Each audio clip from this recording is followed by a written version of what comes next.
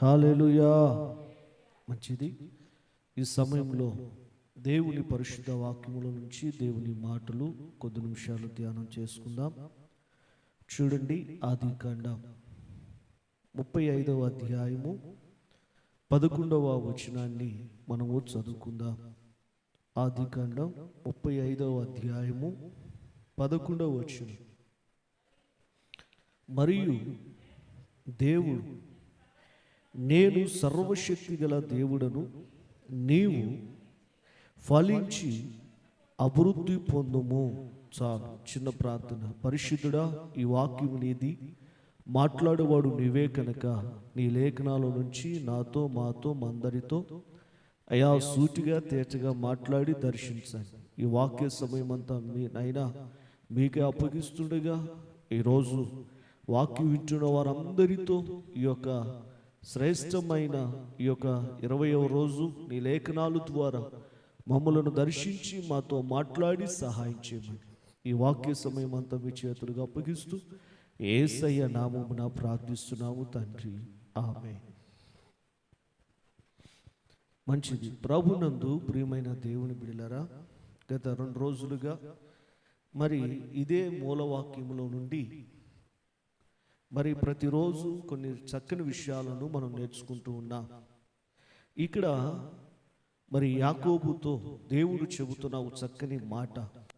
ఏంటి ఆ మాట? ఏంటి ఆశీర్వాదం అంటే, దేవుడు అంటున్నాడు కదా, నేను సర్వశక్తి గల దేవుడను. యాకోబు, నేను సర్వశక్తి గల దేవుడను, నీవు ఫలించి అభివృద్ధి పొందు అంటున్నాడు. కనుక నేను సర్వశక్తి గల వాడను కనుక యాకోబు, నీవు ఫలించి అభివృద్ధి పొందు అని చక్కగా మరి వాగ్దానం చేసి దీవిస్తూ ఉన్నాడు.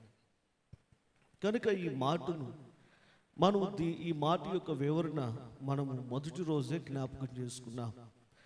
ప్రియ దేవుని బిడ్డలారా, మనము ఫలించి, దేవుని బ్లెస్సింగ్ అయితే మన మీద ఉంది, అంటే దేవుని ఆశీర్వాదం మన మీద ఉంది. ఏంటి ఆశీర్వాదం?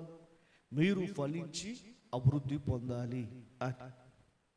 ఆనాడు ఇదే ఆశీర్వాదం మొదటి మానవుడైన ఆదాముకును తన భార్య అయిన హవ్వకి మరి చక్కని వాగ్దానం దేవుడిచ్చాడు.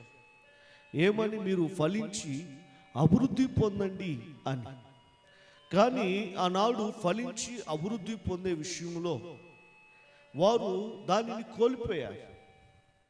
అంటే ఆ వాగ్దానాన్ని జారు విడుచుకున్నారు. కనుక ఫలించి అభివృద్ధి పొందే ఆ శ్రేష్టమైన ఆశీర్వాదాన్ని కనుక వారు కోల్పోయారు. ఈనాడు అదే వాగ్దానం ఆ యాకోబుకు దేవుడు ఇస్తూ ఉన్నాడు. యాకోబుకు మాత్రమే కాదు, కానీ ఈ 21 రోజుల ఉపవాస కూడికలో ఈ 20వ రోజు దైవ సన్నిధిలో చేరి ఉన్న మనందరికీ కూడా ప్రభు ఇస్తున్న వాగ్దానం ఏంటంటే, నేను సర్వశక్తి గల దేవుడను, నీవు ఫలించి అభివృద్ధి పొందుదువుగాక. హల్లెలూయా. కనుక మనము ఫలించి అభివృద్ధి పొందాలంటే మనం ఏం చేయాలి? దేవుని యొక్క ఆశీర్వాదం ఉంది కనుక ఆశీర్వాదాన్ని మనం సద్వినియోగం చేసుకోవాలి. మనం దాన్ని సంపాదించుకొని, అయ్యా నేను ఫలించి అభివృద్ధి పొందాను అని దేవునికి మనం చూపియాలి. కనుక మనం ఫలించి అభివృద్ధి పొందాలి అంటే మనం మనవలసిన కొన్ని పనులు ఉన్నాయి. మనము ఫలించి అభివృద్ధి పొందాలంటే ఖచ్చితంగా మనం కొన్ని పనులు చేయాలి. ఏంటి ఆ పనులు అంటే, ఒకటి, మనము దైవ సన్నిధిలో ఉండాలి అని మొదటి రోజు చెప్పాను. కనుక దైవ సన్నిధిలో ఎవరైతే నాటబడతారో వారు వర్ధిల్లుతారు అని దేవుని వాక్యం. కనుక దైవ సన్నిధిలో నిలిచి ఉన్నవాడు దీవించబడతాడు. రెండోది, ఎవరు ఫలిస్తారు అంటే, రెండో మాటగా మనం నేర్చుకున్న విషయం ఏంటంటే, ఎవరైతే దేవుణ్ణి తమ హృదయములోకి చేర్చుకుంటారో, అనగా హృదయములో ఉన్న మరి ప్రతి విధమైన కల్ముషాన్ని, ప్రతి విధమైన పాపాన్ని తీసివేసుకొని ప్రభుకు తమ హృదయాల్లో స్థానం ఇస్తారో, అంటే తమ హృదయాల్లో ఎవరైతే ప్రభువును ఆహ్వానించి ప్రభువును చేర్చుకుంటారో వారు ఫలించి అభివృద్ధి పొందుతారు. ఏమవుతారు చెప్పండి? ఫలించి అభివృద్ధి పొందుతారు. అంటే దేవుడు మనలో ఉంటే మనకేం తక్కువ ఇంకా? కనుక అన్ని రంగాల్లో కూడా మనమే ముందుంటాం. కనుక ప్రభు మనలో ఉంటే ఆయన ఆలోచనకర్త.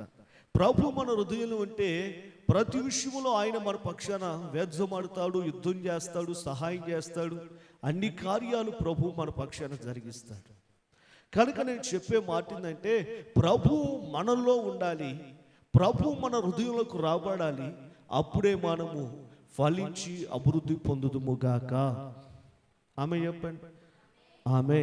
హల్లెలూయా. కనుక ఇకపోతే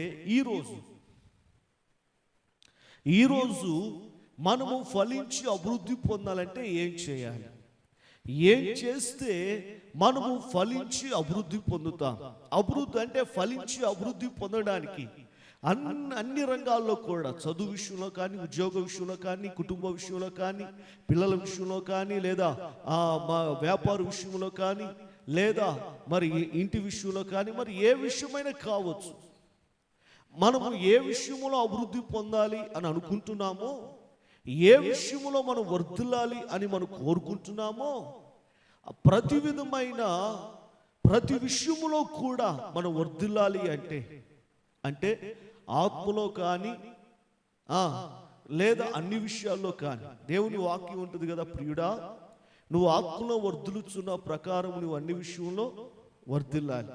కనుక అంటే ఆత్మలో వర్ధిల్లాలన్నా, లేదా ఈ లోకములో అన్ని రంగాల్లో కూడా, అన్ని విషయాలలో కూడా మనము ఫలించి అభివృద్ధి పొందాలన్నా, మూడోదిగా ప్రాముఖ్యమైన విషయం ఏంటో తెలుసునా?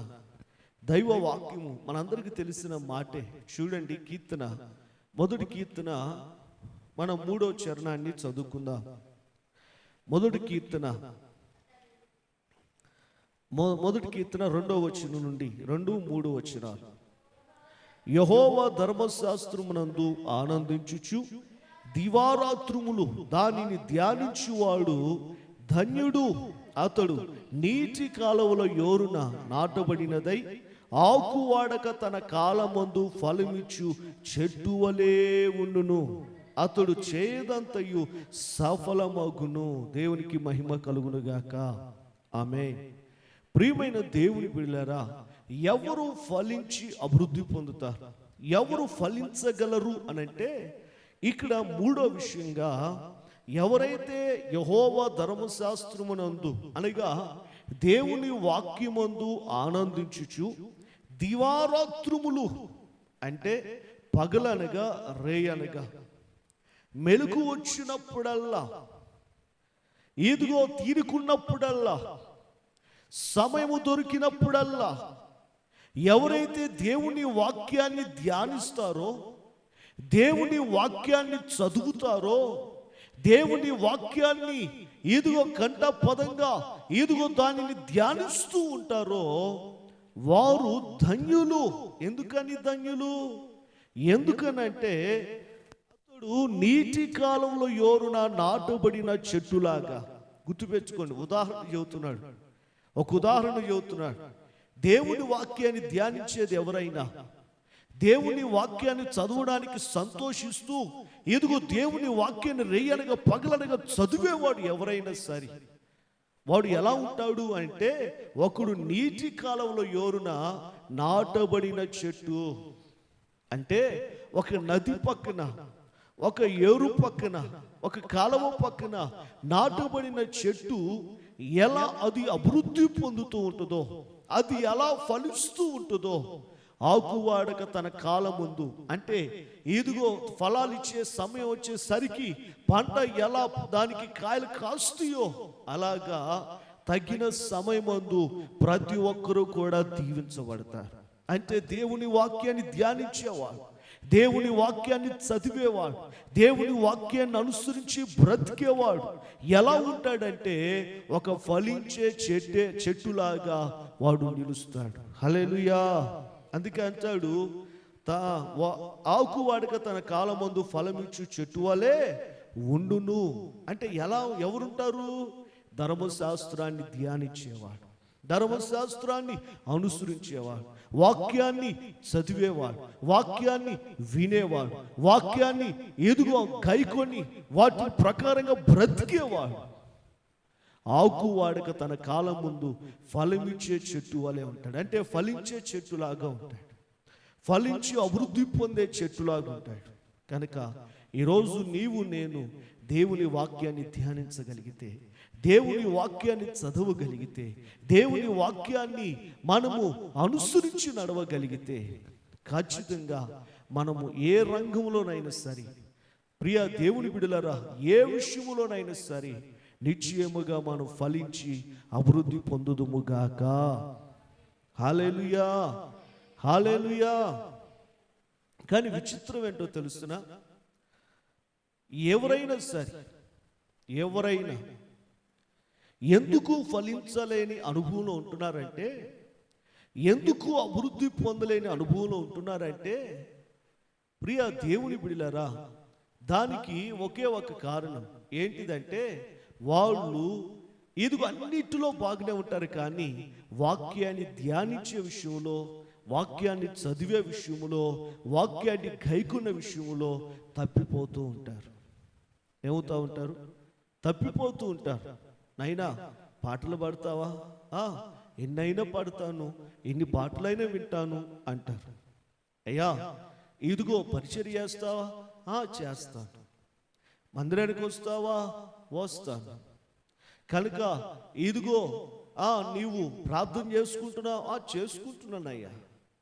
కానీ వాక్యానికి వచ్చేసరికి మనకు అన్ని సమయాలకు, అన్నిటికీ సమయాలు ఉంటుంది, కానీ దేవుని వాక్యానికి మాత్రమే సమయం ఉండదు. అంటే మనం అన్నిటికీ ప్రాముఖ్యత, అంటే అన్నిటికీ మనము ప్రాముఖ్యత ఇస్తాం, ముందు కనుక ముందు స్థానాన్ని ఇస్తాం, కానీ వాక్యానికి మాత్రం వెనుక స్థానం ఇస్తాం. అంతెందుకు ప్రియ దేవుని బిడ్డలారా, ఒక మనిషిని భూస్థాపన చేయటానికి మట్టి కార్యక అంతిమ క్రియలలో అన్నిటికీ అన్ని ముందుంటాయి. అన్ని జరిగించాలి, ఆచారాలు మొత్తం జరిగించాలి. ఎక్కడ దించాలి అక్కడ దించుతారు, ఎక్కడ పిలవాలి అక్కడ పిలుస్తారు, ఎక్కడ ఏడవాలి ఆడు ఏడుతారు. ఏడవటానికి సమయం ఉంటుంది, కనుక దించడానికి సమయం ఉంటుంది, పిలవడానికి సమయం ఉంటుంది. అంతేకాదు ప్రియ దేవుని బిడ్డలారా, స్థానాలు కానీ, బట్టలు కానీ, ఇదిగో వాడు రావాలి, ఈడు రావాలి. కనుక ఎవడో తాగుబోతాడు, బతికున్నంత కాలం చూడనోడు, చచ్చిన తర్వాత ఆఖరి చూపు చూడడు. కనుక దాచిపెల్లోనో పిడుగురాలను గుంటూరులో ఉన్నాడు, వాడు వస్తున్నాడు అని గంటలు లేదా ఇదిగో సమయమంతా గడిచినా ఇదిగో వాడు రావాల్సిందే, మట్టి చేయాల్సిందే అంటారు. తీరా సేవకులు అని మేము వెళ్తామా? వాక్య సమయానికి వచ్చేసరికి లేదు, ఈ సమయంలోని తాగుబోతులు అందరూ దొరుకుతారు మనకి, దేవుని వాక్యం ఒకటి చెప్పాలి చక్కగా. ఆ తాగుబోతులందరికీ, మారు మనసు లేని వారందరికీ చక్కని వాక్యాన్ని చెప్పి ఇదిగో వారు కూడా పశ్చాత్తాపాన్ని కలిగించాలని సేవకులు ఎంతో భారంతో వస్తారా? ప్రియ దేవుని బిడ్డలారా, సేవకుడు అక్కడ నిలబడి ఇంకా వాక్యం చెప్పబోతుంటే, ఇంకా ఆపండి సార్, టైం అయిపోతుంది, కప్పెట్టాలి, బూడి చేయాలి, కనుక వెళ్ళి తినాలి అన్నట్లుగా మాట్లాడుతూ ఉంటారు. అంతేకాదు ప్రియ దేవుని బిడ్డలారా, వివాహం విషయంలో కూడా, అంటే ఇది అది నవ్వేది. ఏది నవ్వేది? వివాహం అన్ని విషయంలో ఘనమైనది. కనుక వివాహ విషయంలో కూడా ప్రియ దేవుని బిడ్డలారా, ఇదిగో గంగిరెద్దును తిప్పినట్లుగా తిప్పడానికి సమయం ఉంటుంది. అంతేకాదు నలుగులేయడానికి, ప్రియ దేవుని బిడ్డలారా, ఇదిగో బట్టలు వేయడానికి, లేదా పెళ్లి కూతురు రావడానికి, లేదా అన్నిటికీ సమయం ఉంటుంది, అన్నిటికీ సమయం. కానీ వాక్య సమయానికి వచ్చేసరికి పాస్టర్ గారు 5 నిమిషాల్లో పెళ్ళి అయిపోవాలి, 5 నిమిషాల్లో పెళ్ళి అయిపోవాలంటే వాక్యం సేపు చెప్పాలి. 1 నిమిషం, 1 నిమిషంలో వాక్యం చెబితే ఏం మారుతారు ప్రజలు? కనుక ఆలోచన చేయండి. ప్రాముఖ్యమైన, అంటే తాగుబోతాడని లేదు, వాడని లేదు, ఈడని లేదు, కనుక అందరూ పాల్గొనే 2 ప్రాముఖ్యమైన విశేషమైన స్థానాలు ఏంటంటే, ఒకటి చావు, రెండోది పెళ్ళి కదా. మంచోడని లేదు, చెడ్డోడని లేదు, విశ్వాసం లేదు, అవిశ్వాసం లేదు. కనుక ఇదిగో ఎవడను లేదు, అందరూ పాల్గొనే స్థానాలు ఈ రెండు చోట్ల వాక్యాన్ని చెప్పి కొద్దిగా ప్రజలను పశ్చాత్తాపంలో నడిపిద్దామంటే సేవకుడికి అవకాశం లేదు. సేవకుడు దొక్కుతారు. పెళ్ళైపోవాలి. ఎందుకు పెళ్ళైపోవాలి? బోధిన్న వాళ్ళందరూ ఆ పెళ్లి కూతురు ఆ పెళ్లి కొడుకును చూసి కనుక సదింపులేసి వెళ్ళిపోవాలి. అది లెక్క ఏంటంటే సదింపులేయాలి. అంటే వాక్యము ప్రాముఖ్యత కాదు, అన్నీ ప్రాముఖ్యమైనవే. కనుక ఇది చేయకపోతే ఏమైంది, అది చేయకపోతే ఏమైంది కాదులే పాస్టర్ గారు, అన్నీ చేయాలి. కానీ వాక్యానికి మాత్రం సమయం ఇవ్వరు. ఎందుకంటే వాక్యమే వారి జీవితంలో అతి బోరు. కనుక ప్రియ దేవుని బిడ్డలారా, వాక్యం చదవాలని చాలా మంది బైబిల్ ముందు పెట్టుకున్నా వారికి ఏమొస్తుంది తెలుసునా? నిద్ర వస్తుంది. ఏమవుతుంది? నిద్ర. దేవుని బిడ్డలారా, వాక్యము చెప్దామని అంటే వాక్యం చదవడానికి ఆ ప్రజలు అంటే ఆ బైబిల్ వారి దగ్గరికి వచ్చామంటే ఓరకనే నిద్రపోతారు. లేదు సేవకుడు వాక్యాన్ని చెప్పడానికి బోధించడానికి నిలబడితే అట్లా నిద్ర వచ్చేస్తుంది. నిజమండి ప్రియ దేవుని బిడ్డలారా, వాక్యం అంటేనే చాలా మందికి బోరు, నిర్లక్ష్యం. కనుక వాక్యం అంటేనే చాలా మందికి నిర్లక్ష్యం ఎక్కువ. అందుకే ఫలించలేకపోతా ఉన్నారు. అందుకే యేసు ప్రభు ప్రజలందరికీ ఆ విషయం అర్థం కావాలని ఒక చక్కగా ఉపమాన రీతిగా బోధించాడు. ఎలా బోధించాడు చెప్పండి? ఎలా బోధించాడు? ఉపమాన రీతిగా వారికి అర్థమయ్యేటట్లు ప్రజలు ఎందుకు ఫలించలేకపోతున్నారు, కారణం ఏంటి అనే దానిని 4 విషయాలను ఉపమాన రీతిగా బోధించాడు. ఏంటి ఆ 4 విషయాలు? మత్తయి సువార్త 13వ అధ్యాయాన్ని మనం చదువుకుంటే అక్కడ చూడండి, చక్కని మాట 4వ వచనం, 13వ అధ్యాయము 4వ వచనం.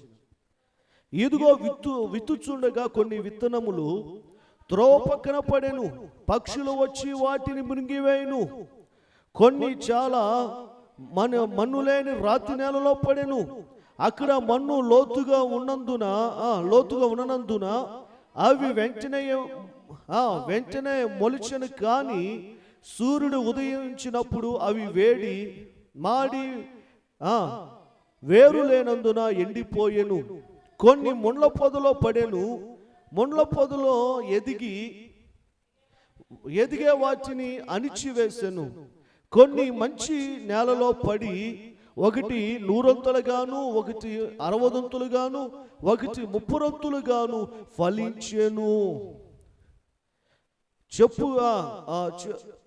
చెవులు గల వాడు వినుగాక అని చెప్పాను. దేవునికి స్తోత్రం, హల్లెలూయా.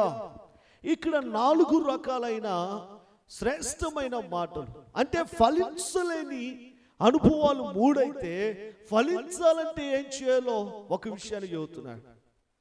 అంటే ఫలింపులేని అంటే ఎవరు వాక్య విషయంలో ఫలించలేకపోతున్నారంటే ఒకడు ముళ్ళ పొదలో పడిన విత్తనాలు. అంటే వాక్యము హృదయము నేల అనుకుందాం, వాక్యము విత్తనం అనుకుందాం. వ్యవసాయ విత్తనాలు విత్తేవాడు వ్యవసాయకు సేవకుడు అనుకుందాం. దేవుని సేవకుడు వాక్యాలు విత్తుతూ ఉండగా ఒకటి హృదయము ముళ్ళ పొదలాగా ఉంది, మరొక హృదయం రాతి నేలలాగుంది, మరొక హృదయం ముళ్ళ ఏదిగో త్రోవ పక్కన పడిన ఏదిగో స్థానములాగుంది. మరికొన్ని నేల మంచి నేలలో పడిన విత్తనం లాగుంది. దేవునికి స్తోత్రం, హల్లెలూయా. అంటే వ్యవసాయకుడు అంటే సేవకుడు వాక్యాలను విత్తుతూ ఉండగా ఆ వాక్యం అనేది కొంతమంది జీవితాలు వృధా అయిపోతుంది. కొంతమంది జీవితంలో ఫలించినట్లే ఫలిస్తూనే ఎండిపోతున్నాయి. మరి కొంతమంది జీవితంలో ఫలిస్తూనే కానీ అణిచివేయబడుతున్నాయి. కానీ కొంతమందిలో వాక్యము నిలిచి ఉండడం ద్వారా వారు 100 60 30 వారు ఫలించుదురుగాక. హల్లెలూయా. వాళ్ళు ఫలిస్తూ ఉన్నారు. ఈ సమయంలో అసలుకి ముళ్ళ పొద ఏంటి, త్రోవ పక్క ఏంటి, రాత్రి ఏంటి, ఆ మాటలు మనం చదువుకోగలిగితే దాని భావార్థన అంటే దాన్ని గురించిన అర్థము ప్రభువైన యేసుక్రీస్తు వారు చెబుతున్నాడు. చూద్దాం 18వ వచనం నుండి. విత్తువాని గురించి ఉపమాన భావం వినుడి. ఎవడైనను గుర్తుపెట్టుకోండి, ఎవడైనను రాజ్యమును గురించిన వాక్యమును వినియు గ్రహింపక ఉండగా దుష్టుడు వచ్చి వాని హృదయములో విత్తబడిన దానిని ఎత్తుకొని పోవును. త్రోవ పక్కను విత్తబడిన వాడు వీడే. ఎవడంటాడు? దేవుని రాజ్యాన్ని గురించి బోధిస్తుంటే వినండి, దేవుని రాజ్యమును గురించి, ఆయన రాకడ గురించి, ఇదిగో మారు మనసు గురించి, పాప క్షమాపణ గురించి, యేసు రక్తమును గురించి, ఆయన త్యాగాన్ని గురించి ప్రజలకు దేవుని వాక్యాన్ని సేవకులు భారంగా బోధిస్తుంటే ఆ వాక్యం చాలా మందికి ఎలా ఉంటుందో తెలుసునా? ఎలా ఉంటుంది? ఏంది ఈయన ఎప్పుడు చెప్పేది పాస్టర్, ఎప్పుడు మారు మనసు అంటాడు, రక్షణ అంటాడు, పరలోక రాజ్యం అంటాడు, అది అంటాడు, ఇది అంటాడు, పాప క్షమాపణ అంటాడు. అంత బోరు. కనుక అంత బోరు. నిజంగా ఈ వాక్యాలంటే చాలా మందికి నచ్చదు. దేవుని రాజ్యాన్ని గురించిన వాక్యాలు, మారు మనసు, పాప క్షమాపణ గురించిన మాటలు ప్రజలకు బోధిస్తుంటే చాలా మందికి అది చేదు, చాలా మందికి అది ఇదిగో అసహ్యంగా వేస్తుంది. అంటే ఈ వాక్యాలు మనకి ఇన్సొంపుగా లేవు, ఈ వాక్యాలు మనకి ఇదిగో సంతోషకరంగా లేవు అని ఆ వాక్యాలను త్రోసివేసేవాళ్ళు చాలా మంది ఉన్నారు. వాక్యాలను త్రోసివేసేవాళ్ళండి. అది అద్భుతాల గురించి చెప్పండి, అదే చక్కగా నవ్విస్తూ కవ్విస్తూ ప్రజలకు లోక సంబంధమైన విషయాలని బోధిస్తూ కొన్ని కనుక ఇదిగో చక్కగా కొన్ని నవ్విచ్చే మాటలు చెబుతూ ఉంటే ఎంత బాగా చెబుతున్నాడు. ఆయన చెబుతుంటే అసలు నిద్రే రావట్లేదు రతనేలా అటు చెబుతున్నాడు ఆయన అని ఇలా పొగుడంతా ఉంటారు చాలా మంది. రోషముతో, ఆత్మవేశముతో దైవ వాక్యాన్ని ఉన్నది ఉన్నట్లుగా ఇదిగో ప్రభు రాకడ సమీపిస్తుంది, ఆయన రాజ్యము సమీపిస్తుంది, మారు మనసు పొందండి, రక్షణ పొందండి అని ప్రజలకు సూటిగా బోధిస్తుంటే ఈ మాటలో మాత్రం వారినేదో బాధ పెట్టినట్లుగా, వారినేదో ఇబ్బంది పెట్టినట్లుగా భావించి ఆ వాక్యాలను త్రోసివేస్తారు. అందుకే వారు ఎన్ని సంవత్సరాలు ప్రార్థనకు వచ్చినా, ఎన్ని పర్యాయాలు వాక్యాలు విన్నా వారి జీవితంలో వాళ్ళు ఫలించరు. ఎందుకని? విత్తబడుతున్న వాక్యము దుష్టుడు వచ్చి ఏం చేస్తున్నాడు? ఎత్తుకుపోతున్నాడు. అరే సుబ్బారావా, ఈ వాక్యం నీకు సంబంధించింది కాదులే, నువ్వు వినబాకు, ఇది నీకు నచ్చదు కనుక ఈ వాక్యాలు వినకూడదు అని సాతానుగాడు ఒక దుష్ట ఆలోచన వేస్తాడు మనసులో. వాడేంది? అబ్బో ఈ వాక్యం మన వాడి ఉంటాము, ఏదైనా మర్మాలు లేదా ఏదైనా లోతైన విషయాలు, ప్రపంచానికి సంబంధించిన విషయాలు, లోక సంబంధించిన విషయాలు చెబితే వింటాం, కానీ ఈ ఎప్పటి నుంచో వినే మాటలేగా. యేసు ప్రభువు చనిపోయాడంట, రక్తం కాచాడంట, ఆయన రాకడ వస్తుందంట, ఆయన రాజ్యం ఉందంట, ఇవన్నీ ఎప్పుడు వినేయేగా, వద్దులే వీటి గురించి అని వాడు మనస్సును చెడగొట్టిద్ది దుష్టుడు. అందుకనే ప్రియ దేవుని బిడ్డల చాలా మందికి చూడండి, ఒక త్రాగుబోతుడికి నైనా ఆ త్రాగును మానేసి మారు మనసు పొంది రక్షణ పొందు దేవుని రాకడ వస్తుందంటే, అయ్యా పాస్టర్ గారు మా గురించి పక్కన పెట్టు, నీ దారిని వెళ్ళు అంటా ఉంటారు. అంటే పాపములో ఉన్న వారికి రక్షణ గురించిన సువార్త అంటే ఇష్టం ఉండదు. నిజమండి, లోకానుసారంగా బ్రతికే వాడికి దేవుని రాజ్యము గురించి, ఆయన ఎదుగో శ్రమను గురించి బోధిస్తుంటే నచ్చదు వాళ్ళకి. అందుకని ప్రియ దేవుని బిడ్డలారా, ఆ వాక్యాన్ని తమ హృదయంలో చేర్చుకోరు వాళ్ళు. అందుకని ఆ వాక్యాన్ని వినడానికి మనసు పెట్టరు. వాళ్ళకి కావాల్సిందంట ఆశీర్వాదాలు కావాలి. అతనేలా ఆశీర్వాదాలే అవి లేకపోతే మేము విన వాక్యం. అవును జ్యోతి, నిజమే, లేకపోతే నీలాగా నిద్రపోతూ ఉంటారు. కనుక ఆశీర్వాదాలు చెబుతూనే చక్కగా నిద్రపోకుండా ఆలకిస్తారు. అదే రక్షణ గురించి, దేవుని రాజ్యం గురించి చెబుతుంటే ఎంత కునుకుపాటేస్తూ ఉంటారు. నిజమండి, సేవకులు ప్రజల మైండ్ ఎరిగినవాడు, ప్రజల మనసు ఎరిగినవాడు. ప్రియ దేవుని బిడ్డలారా, అందుకే చెబుతున్నాను, ఇదిగో సువార్త అంటే ఆశీర్వాదం గురించి, ఏదేదో మర్మాల గురించి, ఏవేవో విషయాలు బోధిస్తుంటేనేమో శ్రద్ధగా మనసు పెట్టి ఏదో చెబుతున్నారు విందాం అనుకుంటారు. అదే దేవుని రాజ్యం గురించి, ఆ రాజ్యంలో పోవాలంటే మారు మనసు పొందాలి, రక్షణ పొందాలి అని క్రీస్తు శిలువ మరణ పునరుద్ధానాల గురించి బోధిస్తుంటే ఆ వాక్యాలు త్రోసివేస్తారు. అందుకే వారి జీవితాలు, వారు ఎప్పటికీ నామకార్థ క్రైస్తవులుగా మిగిలిపోతారు. ఎప్పటికీ వారు కనుక లోక సంబంధులుగానే నిలబడతారు.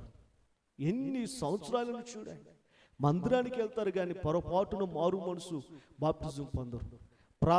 కనుక మందిరాలకు వెళ్తారు కానీ మందిరంలో ఎంత పరిచర్యం చేస్తారు, ఎంత భారమైన భరిస్తారు, కానీ దేవుని వాక్యము సెలవిచ్చినట్లు ఆయన రాకుడు కొరకు సిద్ధపడదాం, రక్షణ పొందుదాం, ఆయన రక్షణ కొనసాగిద్దాం అని సేవకులు వాక్యాన్ని బోధిస్తుంటే అవి మాత్రం చేదుగా మారిపోతాయి. కనుక అందుకని చాలామంది ఫలించలేరు. అందుకే ఫలించి అభివృద్ధి పొందలేని ఎదుగు అనుభవంలో చాలామంది ఉంటున్నారు. ఇంకా రెండో విషయానికి వచ్చేసరికి ఎవరంటే వాళ్ళు రాతి నేలలో పడిన విత్తనాలు. వీళ్ళ యొక్క అర్థం ఏంటి? రాతి నేల విత్తబడిన వాడు వాక్యాన్ని విని వెంటనే ఏం చేస్తాడంట? వెంటనే సంతోషిస్తాడు, వెంటనే సంతోషముతో దానిని అంగీకరిస్తాడు. అయితే అతనిలో వేరు లేనందున అతడు కొంతకాలము నిలుచును గాని వాక్యము నిమిత్తము శ్రమ రంగాల్నే, ఏ రంగాల్నే? శ్రమ రంగాలు, శ్రమైనను హింసైనను కలగానే అభ్యంతర పడతాడు. ఏం చేస్తాడు? నిజమే, చాలా మంది వాక్యాలు వింటారు. చాలా మంది పాస్టర్ గారు ఈరోజు నా హార్ట్కు టచ్ అయిందండి మీరు చెప్పిన వాక్యాలు, నా హార్ట్కు టచ్ అయిందండి. ఎంత బాగా చెప్పారు వాక్యం, ఎంత బాగుందో మీరు చెప్పిన మాట, నిజంగా నా హృదయాన్ని కదిలించిందండి. ఇదిగో ఇక్కడి నుంచి నేను మానేస్తా, ఇదిగో నా చేదైన బ్రతుకు, పనికి మాలిన బ్రతుకు, పాపిష్ట జీవితాన్ని నేను మానేస్తా. ఇదిగో ఇక్కడ నుంచి నేను దేవుని కోసం బ్రతుకుతా, ఇక నుండి నేను దేవుని కోసం జీవిస్తా, ఇంకా నేను దేవుని కోసమే నా జయం, దేవుని కోసమే నా బ్రతుకు అన్నట్లుగా దేవుని వాక్యాన్ని విని అంగీకరించి ఇదిగో దేవుని దగ్గర ఎక్కడ లేని తీర్మానాలన్నీ చేసుకుంటారు. నిజంతో కూడా ఎక్కడ లేని తీర్మానాన్ని చేసుకొని ఆఖరిగా ఏదైనా శ్రమ రంగాల్ని, ఏ దేవుళ్ళే పాస్టర్ గారు, ఏదైనా అవమానం హింస రంగాల్ని, ఎవరైనా బెదిరియంగానే ఏ దేవుళ్ళే పాస్టర్ గారు, ఏ దేవుళ్ళే అండి, మాకు ఈ కష్టాలు పోవట్లేదు, మాకు ఈ బాధలు పోవట్లేదు, మాకు ఈ నిందలు పోవట్లేదు, మాకు ఈ శ్రమలు పోవట్లేదు, మాకు ఇబ్బందులు పోవట్లేదు అని తెగగా కృంగిపోతూ ఉంటారు. నిజం, ఎంతగా కృంగిపోతారంటే అప్పుడు వరకు దేవుని దగ్గరికి నడిచిన వారు, అప్పుడు వరకు ముందుండి పాటలు పాడి, ముందుండి ప్రార్థన చేసి, ముందుండి ఇదిగో ఉద్యోగంగా ఆరాధన చేసి, ముందుండి ఇదిగో పరిచయం చేసి, ముందుండి అన్నిటిలో ముందున్న వాళ్ళు వాక్యం ద్వారా దినదినము ఆ వాక్యాన్ని అనుభవిస్తూ వాక్యంలో సంతోషిస్తున్న వాళ్ళు, వాళ్ళ జీవితంలో ఏమైందో తెలుసిన? ఆ వాక్యము వింటారు, సంతోషిస్తారు, కానీ శ్రమ రంగాల్నే ప్రభువును విడిచిపెడతారు, కష్టం రంగాల్నే ప్రభువును విడిచిపెడతారు. ఎవరైనా ఏది అనంగానే ప్రార్థన వదిలిపెడతారు. నేను కావాలా, ప్రార్థన కావాలంటే ప్రార్థన అవసరం లేదు, నీవే కావాలనుకుంటే వెళ్తారు మనుషుల కోసం. నిజం. కనుక దేవుని కోసం శ్రమ రంగాల్ని, ప్రార్థన లేదు, ఏం లేదు. ఈరోజు పనికి వెళ్తే 300 రూపాయలు అవుతాయి అని ఆ 300 రూపాయలు కకృతి పడి మందిరాన్ని ఎగ్గొడతారు. ఎందుకని అలా ఉంటారు? వాక్యాన్ని విన్నారు కదా, వాక్యం వాళ్ళలో పనిచేస్తుంది కదా, వాక్యం వారిలో కనుక వారు వాక్యాన్ని అంగీకరించిన వారు కదా, సంతోషిస్తున్నవారు కదా. ఎందుకని వారు అలా ఉంటున్నారంటే ఒకటే, వారిలో ఏమి లేదంట. చెప్పండి, ఏమి లేదు? చెప్పండి, ఏమి లేదంట? వేరు లేదు. ఏమి లేదు? కనుక వేరు లేనందున వారు వెంటనే వాళ్ళు పడిపోతారు. వేరు అంటే ఏంటో తెలుసునా? వేరు అంటే విశ్వాసం. ఏంటి తమ్ముడా? విశ్వాసం. వేరు అంటే విశ్వాసం. ఎందుకంటే బైబిల్ వాక్యం ఏమంటుంది? నీతిమంతుడు విశ్వాసం మూలంగా జీవిస్తాను. ఉందా లేదా? కష్టాలు వచ్చినాయి. ఇప్పుడు ప్రార్థనకి వెళ్ళే వాళ్ళకైనా కష్టాలు బయటకి రావట్లేదా? అంటే ప్రార్థనకి వెళ్ళినంత మాత్రం కష్టాలు రాకుండా ఉంటాయా? ప్రభు అంటున్నాడు కదా, క్రైస్తవుడు అని పేరు పెట్టబడినందుకే మరి ఎక్కువ శ్రమలు కలుగుతాయి అన్నాడు దేవుడు. అంటే క్రైస్తవులుగా మనం ముద్రించబడిన వెంటనే, అంటే ముద్రించబడిన వారికి మరెక్కువ శ్రమలు వస్తాయి. ఇంకా కీర్తనలు అంటాడు, నీతిమంతులు కలుగు ఆపదలు అనేకములు అంటాడు. మనం తెలుసుకోవాలి. వాక్యాన్ని ఓరక విని అబ్బా దేవుడు నాతో మాట్లాడు అనుకోవడం కాదు. నీ విన్నదాన్ని నీ హృదయంలో దృఢపరుచుకోవాలి, నమ్మాలి. నువ్వు పూర్తిగా దేవుడు ఈ రోజు నాతో మాట్లాడాడు కనుక నేను అలా బ్రతకాలి అనే ఒక గొప్ప నిరీక్షణ, విశ్వాసం నీలో కలిగి ఉండాలి. ఈనాడు విశ్వాసం లేకే చాలా మంది తప్పిపోతున్నారు. విశ్వాసం లేకే చాలా మంది పడిపోతున్నారు. విశ్వాసము లేకే చాలా మంది ఇదిగో ప్రియ దేవుని బిడ్డలారా ఆత్మీయలోంచి కొప్పుకొనిపోతున్నారు. ఆత్మీయతలో నుంచి కారణం ఏంటో తెలుసునా? శ్రమ రాంగా, బాధలు రాంగా, ఇబ్బందులు రాంగా, ఇదిగో బెదిరింపులు రాంగా, హింసలు రాగా, ఇదిగో వాటికి భయపడి దైవ సన్నిధిని పోగొట్టుకుంటారు. నిజం. ఆ పెద్ద మనుషులు ఇట్లా అన్నారంట, ఏమండి ఎందుకు మీరు ప్రార్థనకు రావట్లేదంటే, మీరు ఆ చర్చికి వెళ్తే మేము పెళ్ళిళ్ళు చేయమన్నారయ్యా పెద్దలు, అందుకే భయపడి ఎక్కడ వాళ్ళు మోట్లు తీయటానికి రారను, ఎక్కడ వాళ్ళు పెళ్లి చేయటానికి రారనో ప్రార్థన ఎగ్గొడతాం, ప్రార్థనకు రావట్లేదండి. ఇంకొకరితో అన్నాడంట, ఇంకొకళ్ళు ఎందుకు రాలేదని ఇంకొకరిని అడిగితే, ఇదిగో పెళ్ళిళ్ళు చేయమని మరికొంతమంది సుజనాలు పెట్టమని కొంతమంది, మరికొంతమంది ఇదిగో మీకు బాగాలేము అని చెప్పగల కొంతమంది భయపడుతున్నారు. మీరు వాక్యం విని బలపడిన వాళ్ళు కదా, మీలో విశ్వాసం ఎక్కడ? ఇదిగో దేవుని కోసం మీరు వాటిని ఎదిరించినప్పుడు, దేవుని కోసం వాటిని పోగొట్టుకుంటే దేవుడు నిన్ను నష్టపరుస్తాడా? నమ్మట్లేదా మీరు? ఒక కీడు వెనక మేలు దాగుందని. నీ దగ్గర ఇదిగో 10 మంది పోయారండి, ఇదిగో అబ్బాయి నువ్వు అటు వెళ్తున్నావు గనక మేము నీలో కలం అని అన్నారు, నువ్వు అటు వెళ్తున్నావు గనక ఇదిగో మీతో మాకు పాలు పంపులు లేవు అన్నారు. పోండి, మీరు 10 మంది పోతే నా దేవుడు 100 మందిని ఇస్తాడు అని విశ్వాసం ఉండాలి. ఉండద్దా? ఎందుకు వెళ్ళిపోతున్నారు మరి? అమ్మో 10 మంది పోతే మనం అందరూ దిక్కుమాలినోళ్ళు అవుతాం, మనమందరూ ఇంక మనల్ని ఆదుకునే వాళ్ళు ఆదరించే వాళ్ళు లేరు అని ఇదిగో భయపడి ఇదిగో దైవ సన్నిధి కోల్పోతున్నారు, సహవాసాన్ని కోల్పోతున్నారు, వాక్యాన్ని విడిచిపెడుతున్నారు. నిజం. ఇదిగో మీ కయ్యేమో మీకు ఈ చేయం కనుక ఇదిగో మీ కోసు, ఇదిగో మీ పక్షులు మేము ఉండవని కొంతమంది బెదిరింపులు రాగానే వెంటనే ఆగిపోతారు దైవ సన్నిధి. ఎందుకంటే వాళ్ళు బెదిరించారు. నేను అంటాను, వాళ్ళు బెదిరించారయ్యా, నిజం. వాళ్ళు ఎవరు, వాళ్ళు చేయరు, వాళ్ళు పెట్టనియరు. నువ్వు నమ్మిన దేవుడు ఏమైనా చేతగాని వాడా? నీవు నేను నమ్మిన వాళ్ళు నమ్మిన దేవుడు ఇదిగో చేతగాని దేవుడా? కాదు, చేతగాని వాడు కాదు. ఆయన రోషము కలిగిన వాడు, పరాక్రమయోధుడు. ఎవరైతే నేను కాదని వెళ్ళిపోయారో వాళ్ళని ఈ కాళ్ళ దగ్గరికి తీసుకురాగలిగిన దేవుడు. ఎందుకు నమ్మట్లా నువ్వు? ఎందుకు నమ్మట్లా? కనుక ఇదిగో నిన్ను దేవుడు నమ్మిన నిన్ను ఆయన అన్యాయం ఎలా చేస్తారండి? దేవుడు చేస్తాడా? అన్యాయం చేస్తాడా? ఇప్పుడు మనం దేవుణ్ణి నమ్మాం, దేవుని కోసం అన్నిటిని పోగొట్టుకున్నాం, దేవుడు అన్యాయం చేస్తాడా? కొంతమంది అంటారు శిష్యులు, ప్రభువా నీ కోసం మా ఇల్లు మా కుటుంబాలు వదిలిపెట్టాం, మీకోసం మా అక్క చెల్లెలు వదిలిపెట్టాం, మా బంధువులు వదిలిపెట్టాం, నీ కోసం మా వృత్తిని వదిలిపెట్టాం, నీ కోసం మేము సమస్తాన్ని వదిలిపెట్టి నీ ఎంటొచ్చాం, మాకేంటయ్యా లాభం? దేవుడు అన్నాడు, యేసు ప్రభువు అన్నాడు, నాకేంటి లాభం అంటారేంది, నాకేంటి లాభం అంటారేంది, మీరు ఇక్కడ ఎంత కోల్పోయారో అంతకు 100 రెట్లు నీకు అక్కడ ఇస్తానన్నాడు. దేవునికి స్తోత్రం, హల్లెలూయా. ఇక్కడ మీరు కోల్పోయిన దానికి 100 రెట్లు నేను పరలోకంలో మీ కొరకు సిద్ధపరిచాను అంటాడు దేవుడు. అంతకంటే కావాల్సిన భాగ్యం ఏంటండి?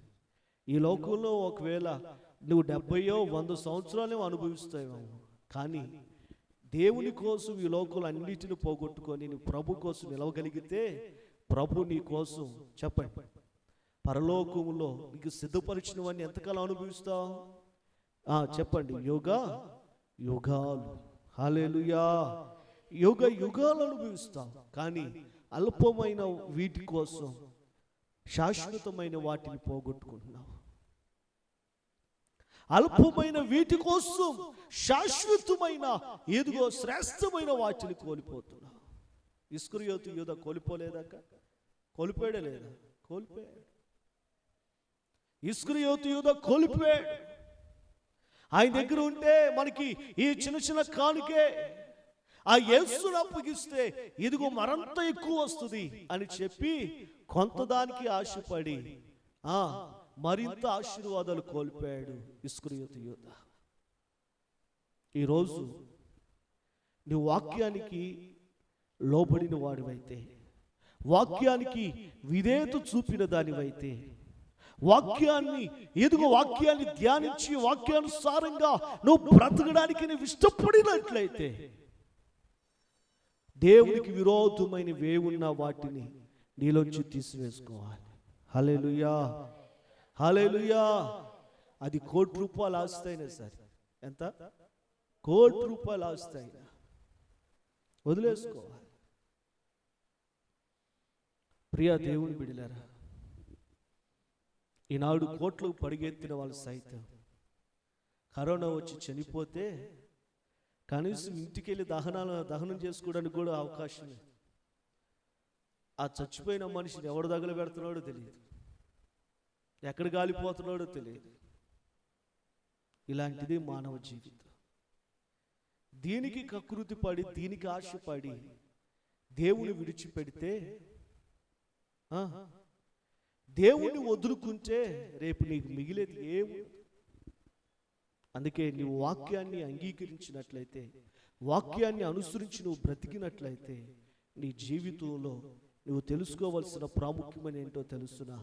దేవుని కోసం ఎన్ని హింసలైనా భరించాలి, ఎన్ని బాధలైనా భరించాలి, ఎన్ని శ్రమలు వచ్చినా భరించి వాక్యములో నిలబడాలంతే. ఎక్కడ నిలబడాలి? వాక్యంలో నిలబడాలి. కనుక ఇదిగో వాక్యుని ఆత్మీయంగా బలపడుతూ కూడా ఆ శ్రమకు, ఆ హింసలకు, ఆ నిందలకు, అవమానాలకు, ఆ బెదిరింపులకు నువ్వు భయపడి నీవు దేవుని విడిచిపెడితే నీకు ఏం మిగులుతో తెలుసా? నీకు కలిగేదేంటో తెలుసునా? చెప్పండి, ఏం కలుగుతుంది? నువ్వు ఎలాంటి వాడివి?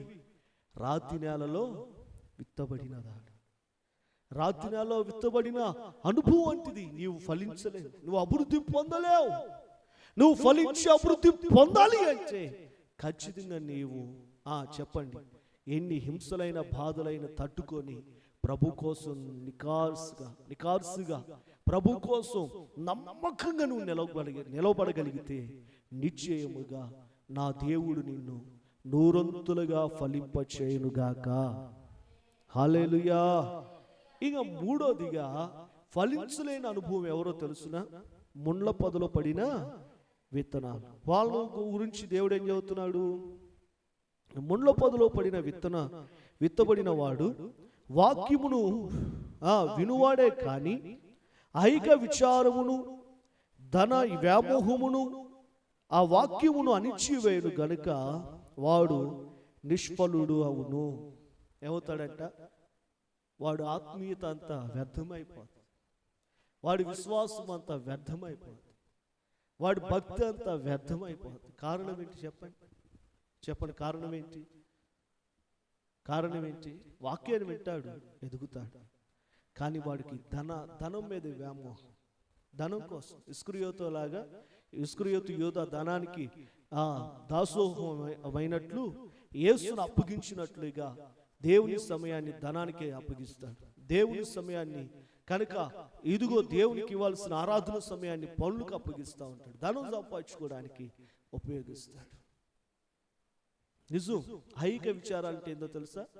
బాధ, కుటుంబ సమస్యల కొరకు ఇదిగో కనుక ప్రియ కుటుంబ సమస్యలు రాగానే, కుటుంబంలో బాధలు రాగానే ఇంకా పూర్తిగా ప్రార్థన చేసుకోవడం కూడా మానేస్తారు. ఏం చేస్తారు? కొంచెం కష్టాలు రాగానే ప్రార్థన మానేస్తారు. ఏందమ్మా ప్రార్థన చేసుకున్నారంటే, ఏడండి కుటుంబంలో ఒకటే బాధలు.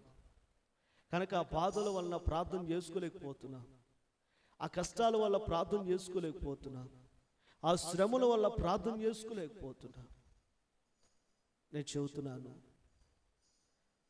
వాక్యము నీ బాధలను అణిచివేస్తుంది. నీ వాక్యము నీ బాధలను, ఐక విచారాలను, ధనాన్ని అణిచివేయాలి. కానీ ఇదిగో ఐక విచారాలు అంటే నీ బాధలు, ఆ ధనము వాక్యాన్ని అణిచివేయకూడదు.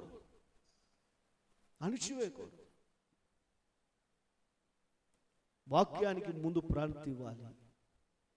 వాక్యం తర్వాత ఏదైనా.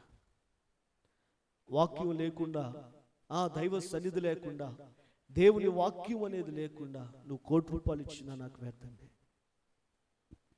ఏదైనా వాక్యానుసారంగా బ్రతకాలి, వాక్యానుసారంగా జీవించాలి, వాక్యానుసారంగా నడవాలి. వాక్యానికి విరోధంగా వచ్చే ₹1,00,000 ₹1,00,00,000 నాకు అవసరం లేదు. వాక్యానికి విరోధంగా ఇదిగో వచ్చే ఏమైనా నాకు అవసరం లేదని వాక్యం కోసం అన్నిటిని వదులుకోవాలి. లేకపోతే నీకున్న ధన వ్యామోహము, నీకున్న బాధలు అవి ఏం చేస్తాయి అంటే వాక్యం విన్నా నిన్ను ఫలింపచేయవు. యాడికే ప్రార్థనకు పోయేది? నీకున్న కష్టాలకు సరిపోవట్లేదా?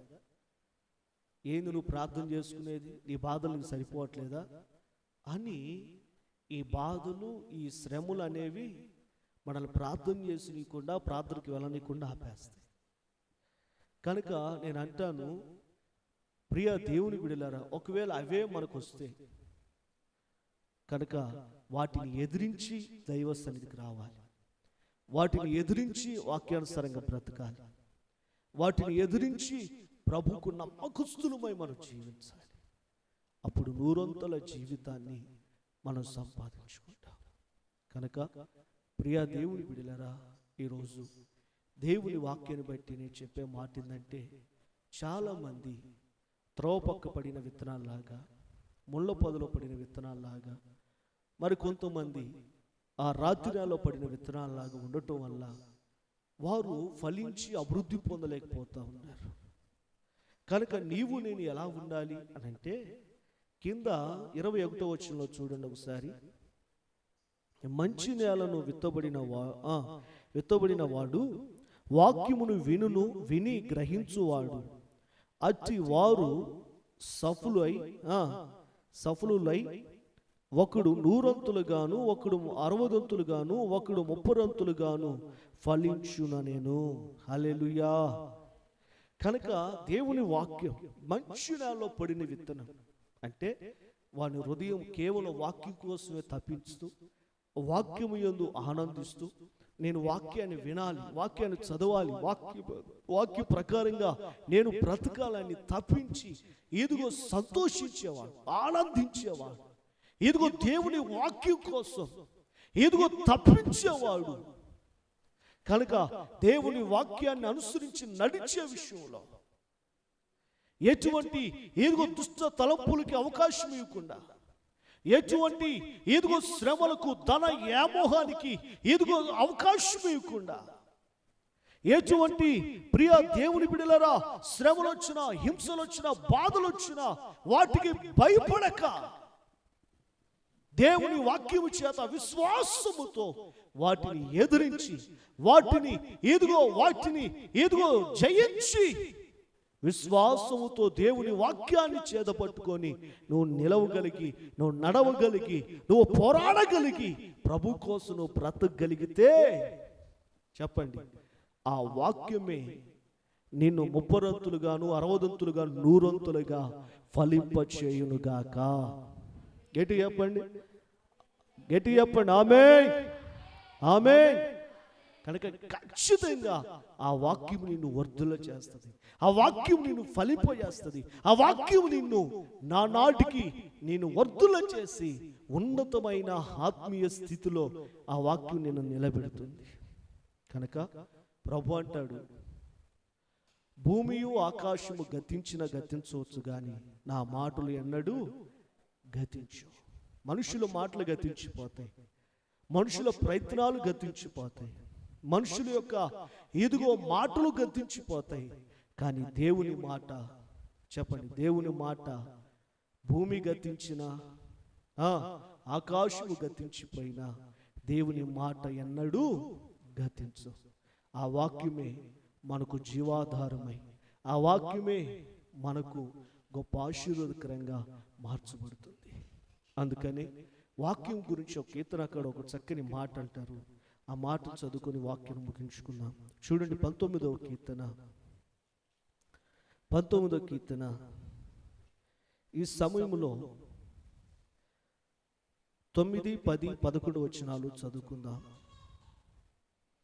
యెహోవా యందైన భయము పవిత్రమైనది, అది నిత్యము నిలుచును. యెహోవా న్యాయ విధులు సత్యమైనవి, అవి కేవలమును న్యాయమైనవి. అవి బంగారము కంటెను విస్తారమైన మేలిమి బంగారము కంటెను కోరదగినవి. తేనె కంటెను జుంటు తేనె ధారల కంటెను మధురమైనవి. వాటి వలన నీ సేవకుడు హెచ్చరిక నొందును. వాటిని గైకొలుచు వలన గొప్ప లాభము కలుగును. దేవునికి స్తోత్రం, హల్లెలూయా. దేవుని వాక్యాన్ని, నిజంగా వాక్యం అంటే ఎలాంటిదంటే బంగారం కంటే విస్తారమైన మేలిమి బంగారము కంటే కోరదగినది వాక్యం. తేనె కంటేను జుంటు తేనె ధారల కంటేను కోరదగినది దేవుని వాక్యం. ఆ వాక్యము ఇదిగో ప్రజలను హెచ్చరిస్తుంది. ఆ వాక్యము ద్వారా ప్రజలందరికీ గొప్ప లాభం. ఆ వాక్యము ద్వారా ప్రజలందరికీ, ఆ వాక్యము ద్వారా ప్రజలందరికీ మేలు, ఆ వాక్యము ద్వారా ప్రజలందరికీ దీవెన, వాక్యము ద్వారా ప్రజలందరికీ ఆశీర్వాదం, ఆ వాక్యము ద్వారా ప్రజలందరికీ రక్షణ, నెమ్మది, సమాధానం, సంతోషం దేవుని వాక్యము వలన కలుగుతుంది.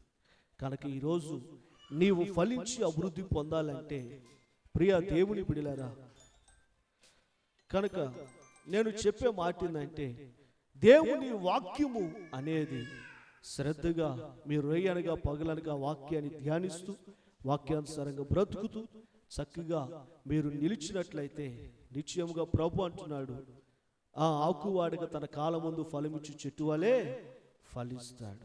ఎలా ఉంటాడంట? ఆకువాడని చెట్టులాగా ఫలిస్తాడు, తన కాలం ముందు ఫలమిచ్చే చెట్టులాగా ఉంటాడు. కనుక ఈరోజు అట్టి రీతిగా దేవుడు కనుక ఇదిగో తన కాలం ముందు ఫలమిచ్చి చెట్టు వలె మనందరినీ చేసి మనల్ని ఫలింపజేసి అభివృద్ధి చేయనుగాక. ఆమేన్, హల్లెలూయా. ప్రార్థన చేసుకుందాం, మోకరించండి. ప్రార్థన. నమ్మదగిన దేవుడు, నిత్యుడగు తండ్రి, సమాధానకర్త అయిన దేవుడు,